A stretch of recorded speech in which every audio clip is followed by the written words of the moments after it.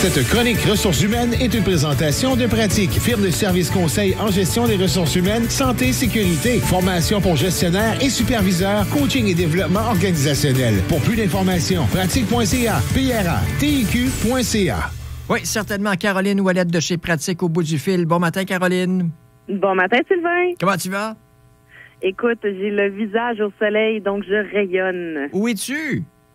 Je suis en direct des studios Machiavel à Montréal pour un projet qu'on fait avec la collaboration des deux cégeps de Joliette et de Drummondville. Un tournage, donc. Oui, c'est un tournage pour deux parcours de formation, un dédié aux gestionnaires et un dédié aux employés qu'on est en train de tourner avec l'équipe de pratique et un paquet d'autres personnes et intervenants dont j'aimerais souligner l'apport aujourd'hui. OK, et on verra ces vidéos à quel endroit, à quel moment. Quel est le but de ce tournage? En fait, le but du tournage, c'est de rendre accessible de l'information autant aux gestionnaires qu'aux employés sur une plateforme de formation en ligne. Donc, ça va être disponible là, sous peu et ça va être accessible pour tout le monde. Puis, ce que je souhaitais surtout aborder aujourd'hui, c'est l'importance de la collaboration. Parce que dans les cours délais qu'on a eus pour réaliser le projet, on n'aurait jamais été capable de pouvoir réaliser ça sans soit des outils de collaboration, comme par exemple des logiciels comme Milanote, Team, Trello, Task, le partage de fichiers par OneDrive ou autre.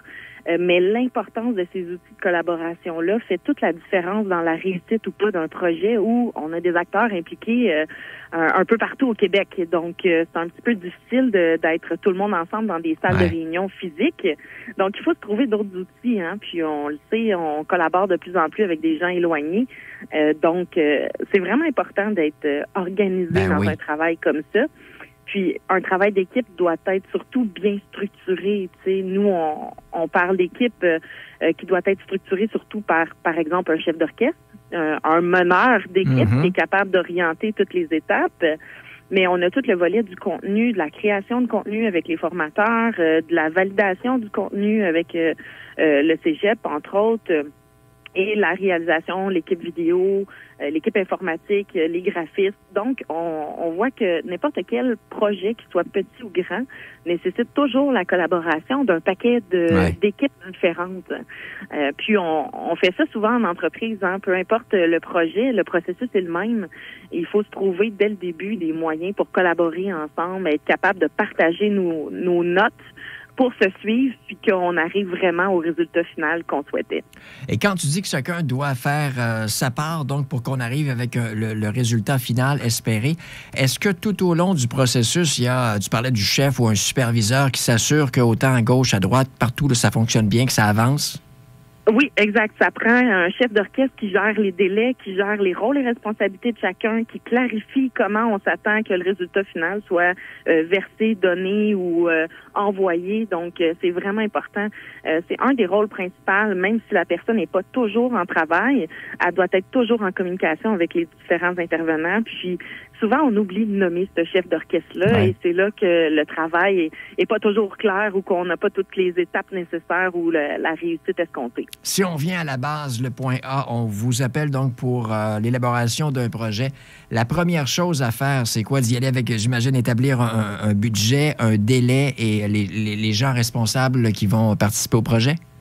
Exactement. C'est sûr qu'on va commencer avec l'idée du projet, tout ce qui vers où on s'en va. En fait, après ça, il y a un budget qui vient avec ça. Suite à ce budget-là, c'est l'orientation qu'on veut y donner, mais aussi la couleur. Comment on va finaliser ce projet-là, de quoi on veut qu'il ait l'air au final. Et ça, ça va nous aider à garder la vision claire sur vers où on s'en va, puis les prochaines étapes qui vont être entre la planification du début et le résultat final. Dis-moi franchement, quand on établit le budget et qu'on établit aussi le délai, est-ce qu'on se laisse un petit jeu ou si on se dit on va vraiment avec la limite qu'on a des deux côtés? Actuellement, nous, dans notre projet, les délais de temps étaient extrêmement serrés. Par contre, on a une équipe miraculeuse, alors j'ai bon espoir. Mais souvent, on se donne pas suffisamment de temps entre les espérances qu'on a et la réalité. Donc, je suggérerais surtout de se donner un peu plus de délai de temps Et au niveau budget, il faut prévoir des imprévus, il faut prévoir des ajustements, et ça, c'est des éléments qu'on oublie souvent aussi dans notre planification. Fait que faudrait le planifier en se disant, au pire, qu'est-ce qui peut arriver? Au mieux, qu'est-ce qu'on a besoin? C'est ça. Au pire, on finira plus tôt puis ça coûtera moins cher. Mais on aura prévu exactement. Si on a un plan comme ça élaboré puis on sait qu'on va avoir besoin d'aide d'un paquet de personnes, est-ce qu'on peut être conseillé par les gens de chez Pratique? Oui, assurément. Soit qu'on peut jouer le rôle de chef d'orchestre, soit qu'on peut aider à la structure du plan ou à la planification quelconque pour surtout aussi clarifier la vision finale. Donc, on peut intervenir à plusieurs étapes, peu importe le projet. Ça peut être vraiment dans un domaine manufacturier, dans une planification d'achat, d'entreprise, dans n'importe quoi en fait. On peut agir à titre de chef d'orchestre ou aider à planifier du moins le plan pour bien s'enligner. Et pour vous joindre, on le fait de quelle façon?